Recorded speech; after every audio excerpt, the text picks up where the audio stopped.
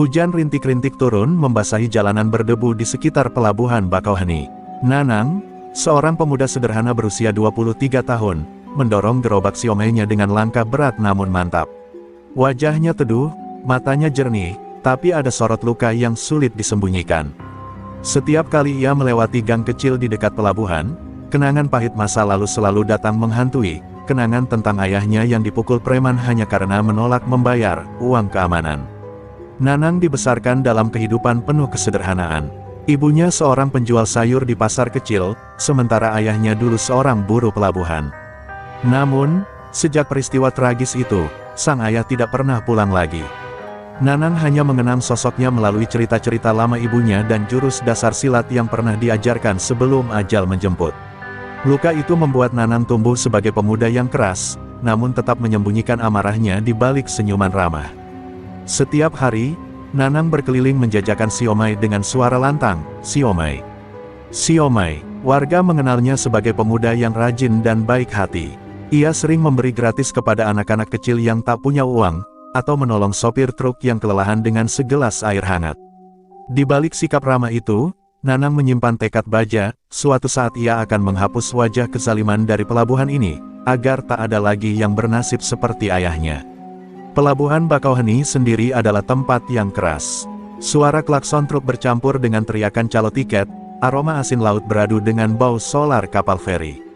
Namun lebih dari itu, suasana mencekam selalu menyelimuti, karena preman-preman menguasai setiap sudut. Pedagang kecil harus menyisihkan sebagian keuntungan mereka untuk membayar upeti. Sopir bus dan truk tak pernah lolos tanpa dipalak. Orang-orang hanya bisa menunduk, tak ada yang berani melawan. Nanang sering menyaksikan ketidakadilan itu. Ia pernah melihat seorang nelayan tua dipukul hanya karena terlambat membayar iuran. Ia juga menyaksikan seorang ibu-ibu yang dagangannya diobrak-abrik karena menolak menyerahkan uang. Semua itu menyalakan bara dalam dadanya. Tapi Nanang tahu, ia bukan siapa-siapa. Ia hanya penjual siomay, sementara para preman itu jumlahnya puluhan, dengan tubuh besar dan tangan penuh luka bekas perkelahian. Namun, Nanang bukanlah pemuda biasa. Ada darah pejuang yang mengalir dalam dirinya, diwarisi dari ayahnya yang dikenal pernah berani menentang pemalakan. Setiap malam, setelah selesai berjualan, Nanang berlatih sendiri di halaman rumah kecilnya. Tangannya memukul karung pasir, kakinya menendang batang pohon pisang, dan tubuhnya dibiasakan keras oleh kehidupan. Ia berjanji dalam hati, meski dirinya hanya seorang pedagang kecil, ia tidak akan tinggal diam selamanya. Ada satu hal yang membuat Nanang berbeda, hatinya selalu berpihak pada rakyat kecil. Ia tidak berambisi menjadi penguasa, tidak pula mencari kehormatan. Yang ia inginkan hanyalah pelabuhan yang damai, tempat orang bisa mencari rezeki tanpa rasa takut. Namun ia tahu, jalan menuju cita-cita itu tidak mudah. Di balik ketegasan langkahnya, tersimpan keraguan, apakah benar ia mampu melawan 30 raja preman yang selama ini ditakuti semua orang. Malam itu, di bawah cahaya lampu jalan yang temaram, Nanang berhenti sejenak sambil menatap laut gelap Bakauheni. Ombak berdebur, membawa bisikan masa lalu. "Ayah, tunggu aku," gumamnya pelan, "suatu hari aku akan tuntaskan semua ini. Aku akan bebaskan pelabuhan ini dari tangan para preman." Dan dari malam itulah, perjalanan Nanang menuju takdir besar mulai bergerak. Pagi itu, pelabuhan Bakauheni tampak ramai seperti biasa, namun di balik hiruk-pikuk para penumpang dan pedagang, ada bayangan hitam yang selalu menghantui. 30 raja preman, masing-masing dengan wilayah dan kekuasaan sendiri, menguasai segala sendi kehidupan di pelabuhan. Dari parkiran truk, pasar ikan, hingga terminal penumpang, tak ada sudut yang bebas dari cengkeraman mereka. Semua orang tahu, jika berani menentang, maka yang menanti hanyalah penganiayaan atau bahkan kematian. Nanang mendorong gerobak siomaynya melewati deretan sopir bus yang menunggu penumpang. Matanya melihat bagaimana tangan-tangan kasar preman meraih lembaran uang paksa dari mereka. Para sopir hanya bisa pasrah, meski raut wajah mereka penuh kebencian. Nanang menggenggam erat pegangan gerobaknya, hatinya mendidih, namun bibirnya tetap diam. Ia tahu belum waktunya bergerak, tapi setiap kejadian seperti itu semakin menguatkan niatnya. Di balik dominasi itu, ada seorang tokoh besar bernama Komar, Naga Hitam. Dialah penguasa tertinggi pelabuhan, raja dari segala raja preman. Komar dikenal kejam, wajahnya penuh bekas luka, dan tatapannya membuat orang gemetar. Di bawah komandonya, 29 raja preman lainnya tunduk, meski masing-masing memiliki karakter dan kekuatan berbeda. Mereka ibarat macan lapar yang saling berebut daging, namun tetap takut pada sosok Komar. Para pedagang kecil sering berbisik tentang mereka. Ada Bo, kepala baja, yang dikenal keras kepala, Johnny, si taring, dengan gigi emasnya, atau Rendra, ular putih, yang licik seperti bayangan. Nama-nama itu beredar bagai cerita horor di antara rakyat kecil. Bahkan anak-anak kecil pun diajarkan untuk menundukkan kepala jika salah satu preman lewat. Rasa takut sudah begitu mendarah daging, hingga keberanian seolah jadi sesuatu yang mustahil. Nanang sering melihat ibunya menahan tangis setiap kali membayar iuran harian untuk berjualan sayur. "Kalau saja ayahmu masih ada, nak," ucap ibunya lirih suatu malam.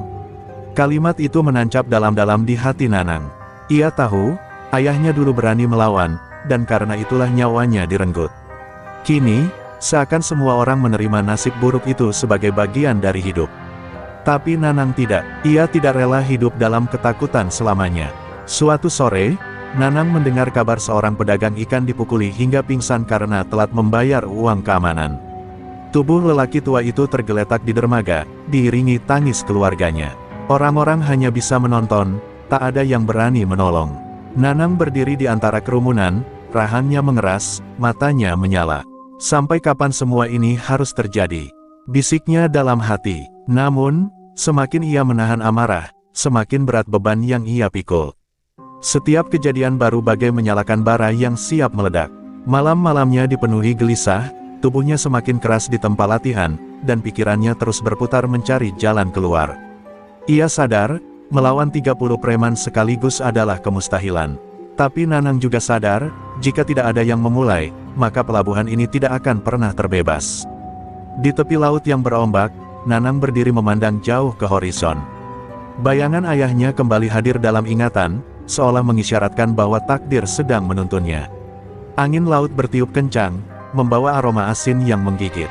"Kalau ini jalan hidupku," gumamnya, "aku akan menjalaninya. Meski nyawa taruhannya, aku tidak akan mundur." Dan sejak saat itu, langkah Nanang semakin tegap, seakan siap menghadapi badai yang sebentar lagi akan datang.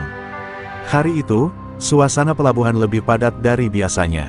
Truk-truk berjejer panjang menunggu giliran masuk kapal, pedagang berteriak menawarkan dagangan, dan penumpang berdesakan dengan wajah letih.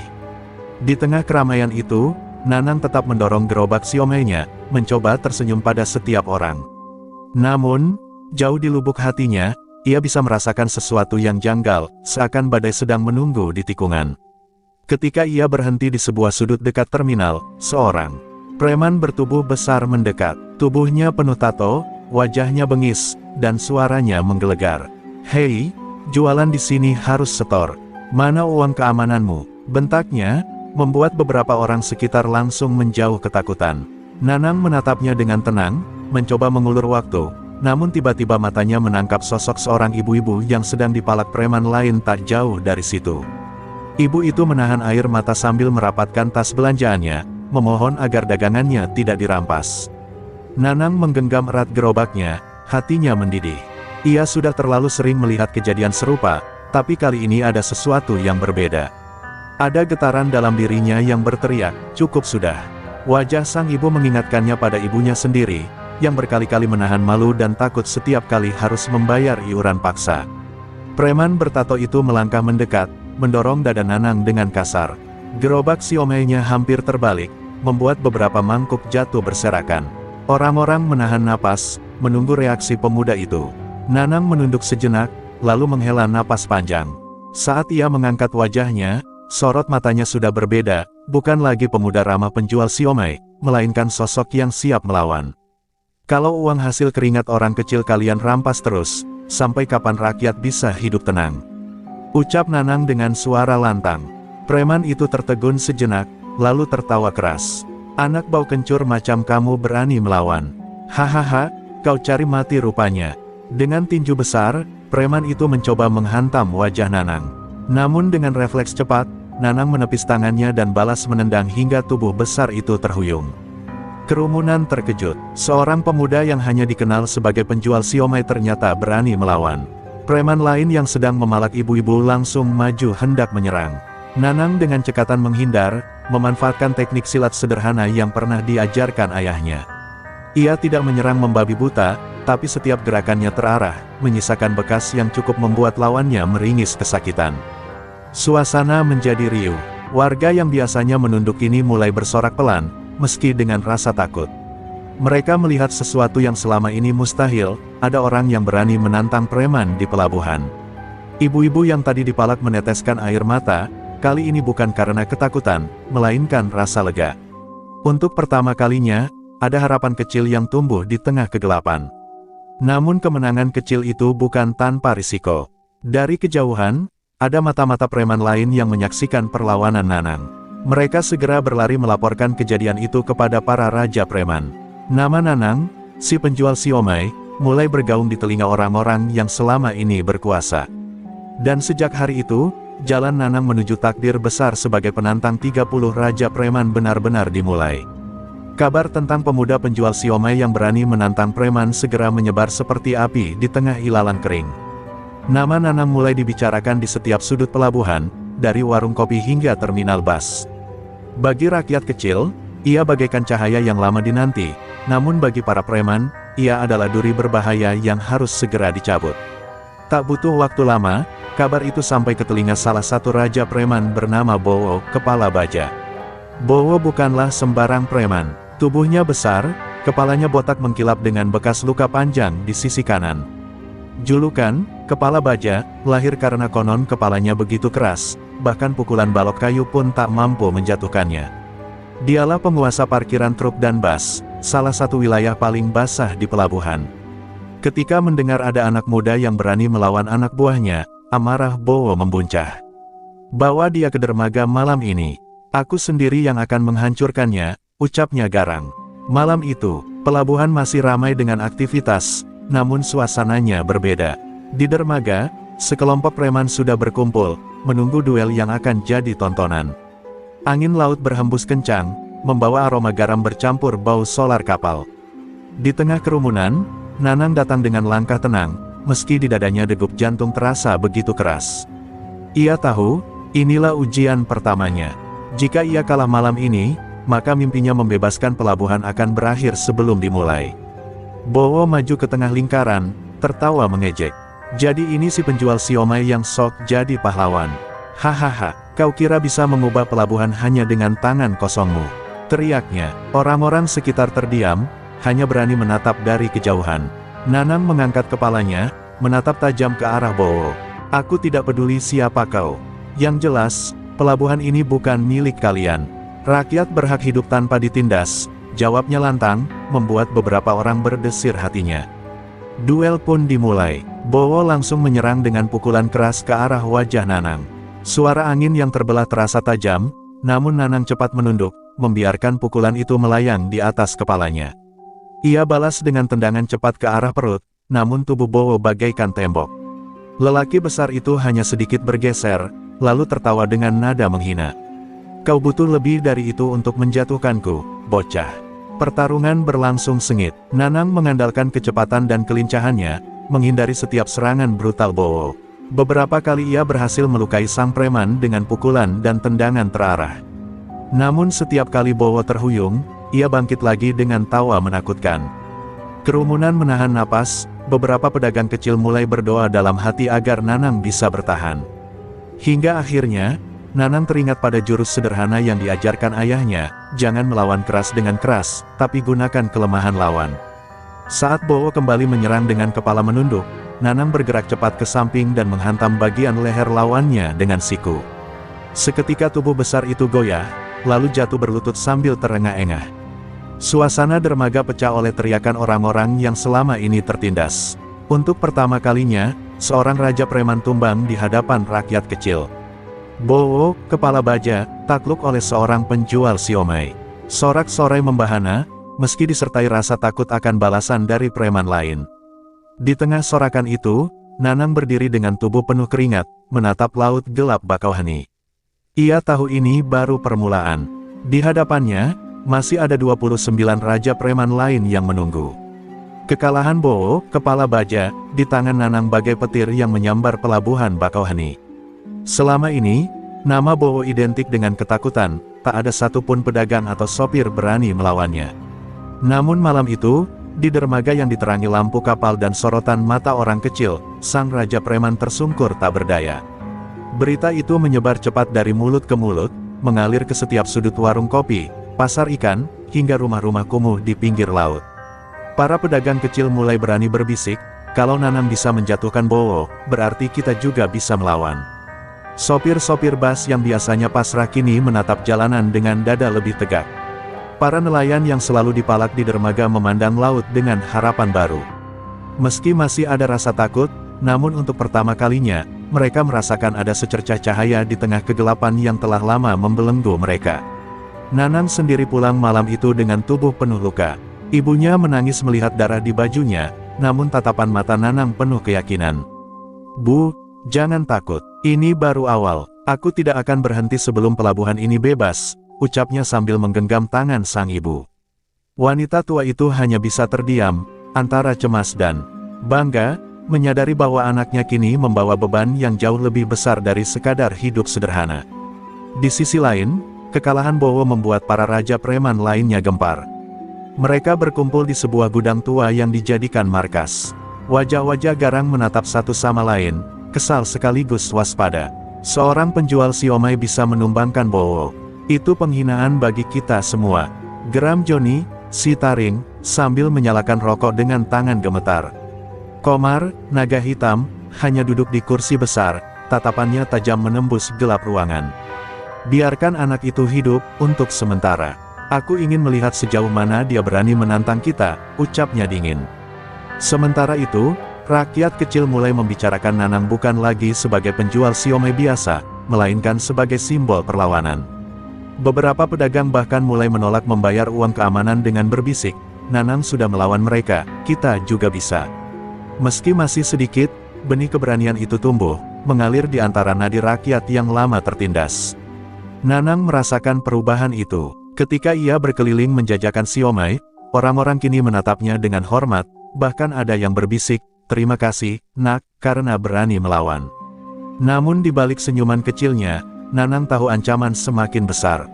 Setiap langkahnya kini diawasi, setiap tindakannya akan menentukan apakah rakyat akan terus berani atau kembali dibungkam. Dalam hati Nanang, ada rasa gentar, namun juga ada kobaran api yang semakin membesar. Ia menyadari perjuangannya bukan lagi tentang dendam pribadi terhadap kematian ayahnya, melainkan tentang semua orang kecil yang ingin hidup tanpa teror. Tekanan itu berat, namun justru membuat tekadnya semakin kuat. Di bawah langit malam yang kelam, dengan ombak yang terus menghantam dermaga, Nanang berdiri memandang pelabuhan yang masih dikuasai bayang-bayang hitam. "Kalau mereka berkuasa 30 orang, maka aku akan hadapi mereka satu persatu," gumamnya. Kata-kata itu bergema dalam dirinya, seolah menjadi sumpah suci. Dari titik itulah, perlawanan rakyat kecil benar-benar dimulai, dan Nanang berada di garis terdepan sebagai pemimpinnya. Kemenangan Nanang atas Bowo memang menyalakan harapan, tetapi juga sekaligus menyalakan amarah di kalangan preman. Seperti kawanan serigala yang terusik wilayahnya, mereka mulai bergerak mencari mangsa. Malam-malam di Bakauheni menjadi lebih mencekam, di sudut-sudut gelap, mata-mata preman mengawasi setiap langkah Nanang. Warga kecil merasakan hawa tegang, seakan badai besar sedang mengintai dari balik tirai gelap. Suatu malam, ketika Nanang pulang setelah berjualan, ia menyadari langkah-langkah asing mengikuti dari belakang. Jalan sempit yang ia lewati tiba-tiba dipenuhi 6 preman dengan wajah bengis, senjata tajam berkilat di tangan mereka. "Jadi ini pahlawan rakyat itu," ejek salah satu dengan tawa kasar. "Malam ini kau tidak akan pulang hidup-hidup, Nanang." Nanang berdiri tegak, meski keringat dingin mengalir di pelipisnya. Ia tahu ini bukan lagi pertarungan adil seperti melawan Bowo, ini adalah penyergapan. Serangan pertama datang cepat, pisau diarahkan ke perutnya. Nanang melompat ke samping, menendang lawannya hingga jatuh ke tumpukan kayu. Namun yang lain segera menyerbu, menghujani dengan pukulan dan tendangan. Tubuh Nanang dipaksa menahan rasa sakit, darah mulai mengalir di sudut bibirnya. Meski terluka, Nanang tidak menyerah. Ia mengingat pesan ayahnya, "Jangan biarkan rasa takut memimpin langkahmu, Nak. Biarkan keberanian yang menuntunmu." Dengan tenaga tersisa, ia menangkis serangan, menghantam wajah salah satu preman dengan siku, lalu menendang lutut lainnya hingga roboh. Namun jumlah mereka terlalu banyak, dan setiap kali ia menjatuhkan satu, dua lainnya langsung menyerbu. Akhirnya, tubuh Nanang terlempar ke tanah, napasnya terengah-engah. Salah satu preman mengangkat balok kayu, siap menghantam kepalanya. Dalam detik genting itu, sebuah teriakan terdengar, "Cukup!" Dari balik kegelapan, seorang lelaki tua muncul, Pak Giman, sahabat lama ayahnya yang dulu juga pernah jadi buruh pelabuhan. Dengan sebatang bambu panjang, ia berhasil mengusir para preman itu. Mereka mundur sambil mengancam, "Ini belum selesai, Nanang. Kami akan kembali dengan lebih banyak orang." Pak Giman menolong Nanang berdiri, wajahnya penuh keprihatinan. "Kau sudah melangkah di jalan yang berbahaya, Nak. Tapi jika kau benar-benar ingin melawan mereka, kau butuh lebih dari sekadar keberanian." Nanang hanya menunduk, menahan rasa sakit di tubuhnya. Dalam sorot matanya, meski perih dan lelah, api semangat tidak padam sedikit pun. Malam itu, di rumah kecil Pak Giman, Nanang dirawat. Lelaki tua itu menceritakan kisah persahabatannya dengan ayah Nanang, tentang sebuah warisan silat kuno yang dulu sempat mereka pelajari bersama. "Ayahmu ingin mewariskannya padamu, tapi tak sempat. Kini, aku yang akan melanjutkan." Suasana hening, hanya suara ombak di kejauhan yang menemani percakapan mereka. Dengan luka-luka di tubuhnya, Nanang merasa seolah berada di persimpangan. Ia sadar, serangan malam itu hanyalah permulaan, para raja preman tidak akan berhenti sebelum dirinya hancur. Namun di saat yang sama, ia juga mendapat kesempatan baru, warisan ilmu silat yang bisa menjadi kunci untuk menghadapi badai besar di depan. Dalam hatinya, Nanang berjanji, "Aku tidak akan mundur. Aku akan menuntaskan apa yang sudah kumulai." Hari-hari Nanang setelah serangan itu tidak lagi sama. Tubuhnya penuh luka, namun semangatnya menyala lebih terang dari sebelumnya.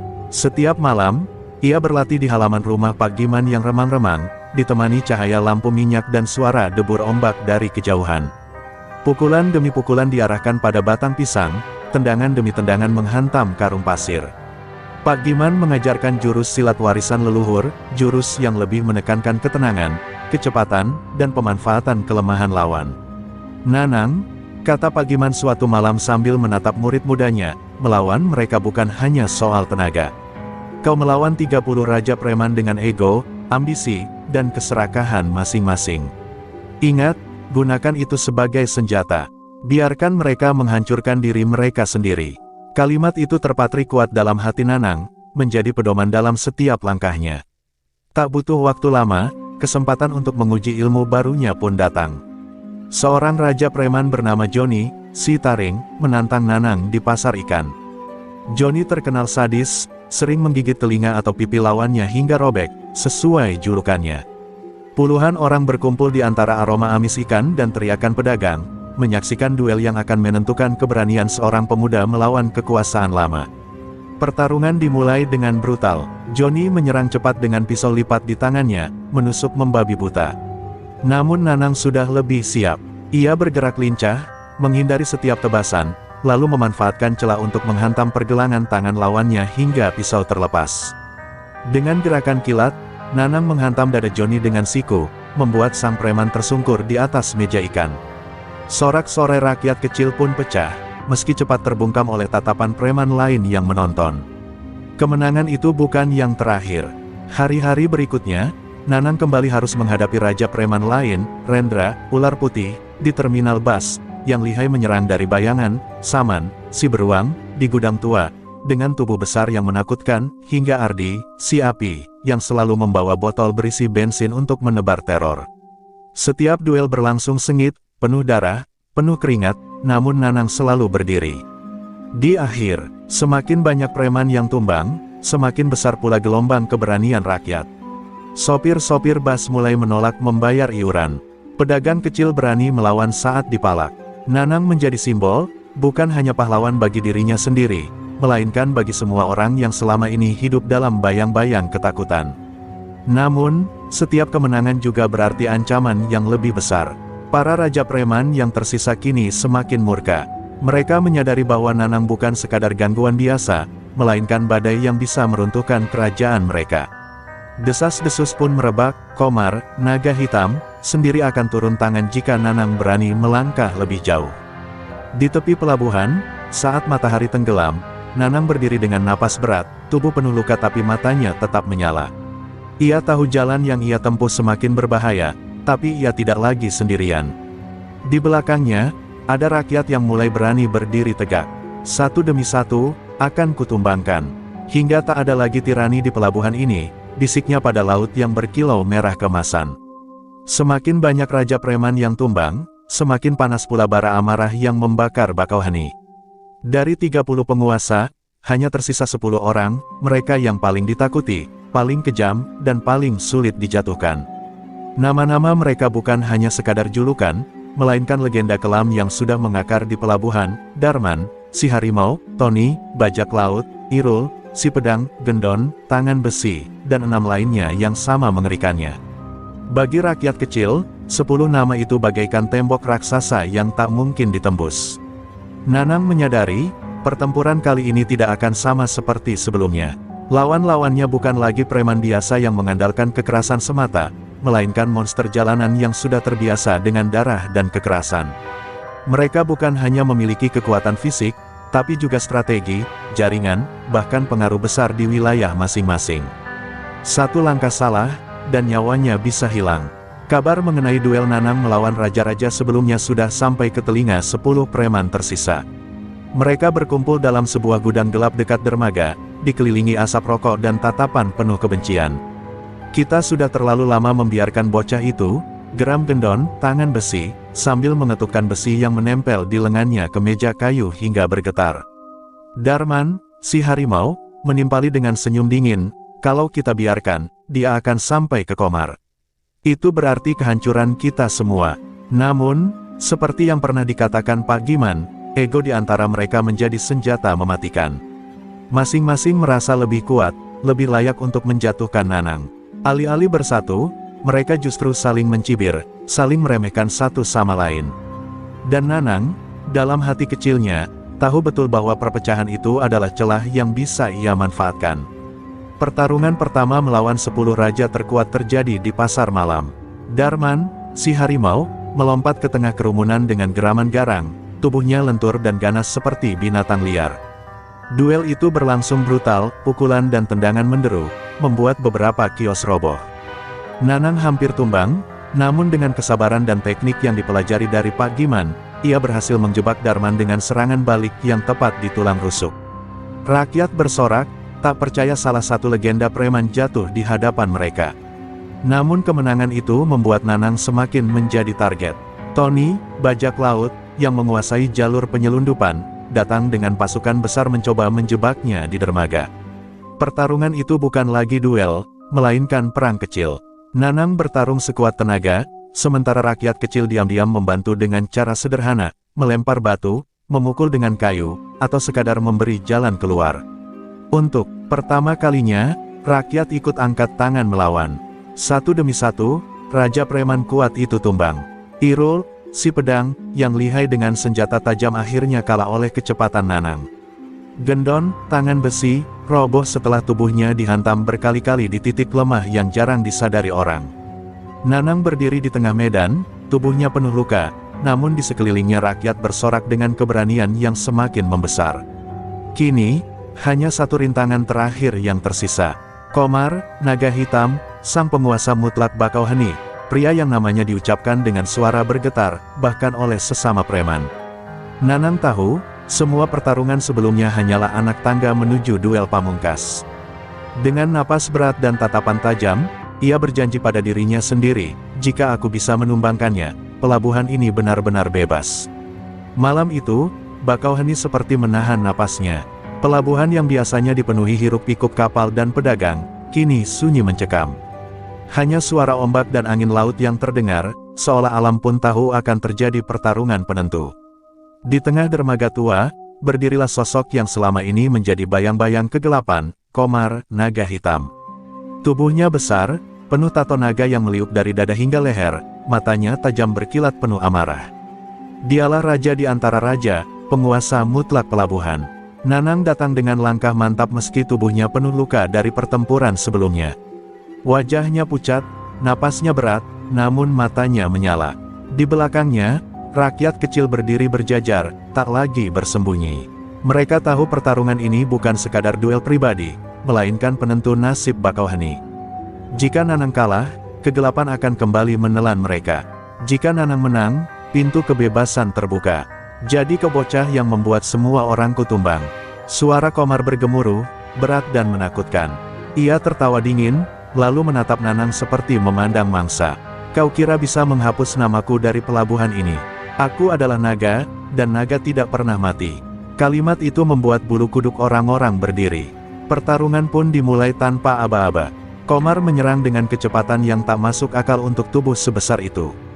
Tinju pertamanya menghantam tiang kayu dermaga hingga patah, memperlihatkan betapa dahsyat kekuatannya. Nanang berusaha menghindar, namun beberapa pukulan sempat mendarat di tubuhnya, membuat darah segar mengalir dari bibirnya. Rakyat yang menonton menahan napas, takut harapan mereka hancur di hadapan mata. Namun Nanang bukanlah pemuda yang sama seperti dulu. Ia mengingat setiap pelajaran dari Pak Giman, sabar, temukan celah, gunakan ego lawan sebagai senjata. Dengan lincah ia mulai membaca pola serangan Komar, memperhatikan setiap gerakan bahu, setiap hembusan napas, hingga akhirnya ia menemukan celah kecil, kelemahan yang hanya bisa dilihat oleh mata yang terlatih. Serangan balik pertama Nanang begitu cepat. Siku tajam menghantam rahang Komar, diikuti tendangan keras ke lututnya. Komar terhuyung, tapi bukannya jatuh, ia justru mengamuk lebih buas. Pertarungan berubah liar, tubuh mereka saling berbenturan, darah bercampur dengan air asin yang terciprat dari laut. Setiap pukulan yang mendarat terdengar seperti petir yang memecah keheningan malam. Di titik hampir putus asa, ketika Nanang hampir jatuh ke laut, sorakan rakyat menggema, "Bangkit, Nanang! Untuk Bakauheni, untuk kebebasan!" Suara itu menyelinap ke dalam jiwanya, menjadi bahan bakar terakhir. Dengan sisa tenaga, Nanang melancarkan serangan pamungkas, pukulan beruntun yang menumbangkan sang naga. Komar roboh berlutut, darah mengalir dari mulutnya, matanya tak lagi penuh kuasa, melainkan kosong dan kalah. Rakyat pun bersorak, air mata bercampur dengan tawa. Nanang berdiri terengah-engah, tubuhnya hampir tak sanggup menahan beban. Namun di matanya terpancar cahaya kemenangan. Untuk pertama kalinya, pelabuhan Bakauheni merasakan apa itu arti kebebasan, naga hitam telah tumbang. Fajar menyingsing di langit Bakauheni, membawa warna merah keemasan yang seolah menjadi simbol lahirnya hari baru. Udara pagi masih basah oleh embun, namun suasana pelabuhan tak lagi mencekam seperti biasanya. Para pedagang mulai membuka lapak dengan senyum lega, sopir-sopir bas menyalakan mesin tanpa rasa takut, dan nelayan bersiul riang sebelum melaut. Semuanya sadar, tirani yang mengekang mereka selama bertahun-tahun telah runtuh bersama robohnya Komar, naga hitam. Nanang berdiri di dermaga tua yang semalam menjadi saksi pertarungan pamungkas.